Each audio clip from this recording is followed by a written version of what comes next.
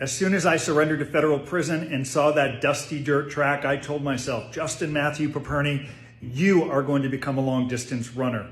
I asked my case manager if I could order a pair of running shoes. She said yes, I did. But it took a month for the new shoes to come in. A lot of prisons, you can order and get the shoes immediately, not where I serve time. No big deal, you don't complain, you just sort of endure.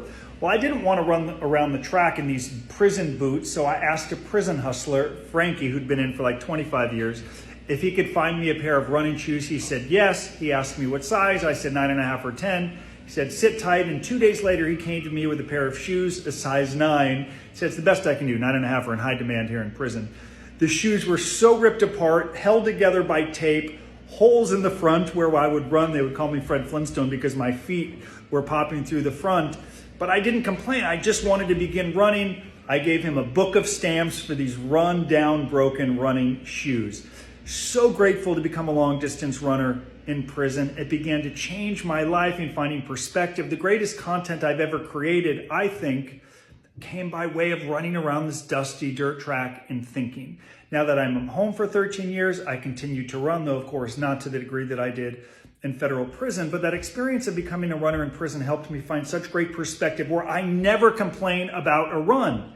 In prison, I ripped up shoes, a radio station that wouldn't play music, or when it did, sometimes it would play the same song 6 times in a row, yet I loved it and I found a way to endure. So now that I'm home with my iPhone and my earbuds and my Hokas, this is not a paid endorsement for Hokas, I just think they're the best running shoes in the world. How could I ever complain about running here when I used to run hundreds of miles in prison? I will say the lion's share, a lot of people who go to prison and get fit, come home and put a lot of the weight back on. I've managed this over the last 13 or 14 years as well, because you can exercise for 8 or 9 hours a day in a minimum security camp. I did about 3 hours, but you can exercise for 8 hours a day in a minimum security camp just by walking the track.